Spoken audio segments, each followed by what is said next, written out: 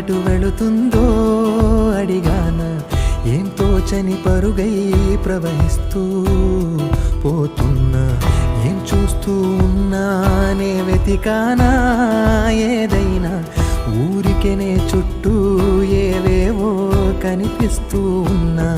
కదలని ఓశిలనే అయినా, త్రుటిలో కరిగే కలనే అయినా, ఏం తేడా ఉందట నువ్వెవరంటూ అడిగితే నన్నెవరైనా.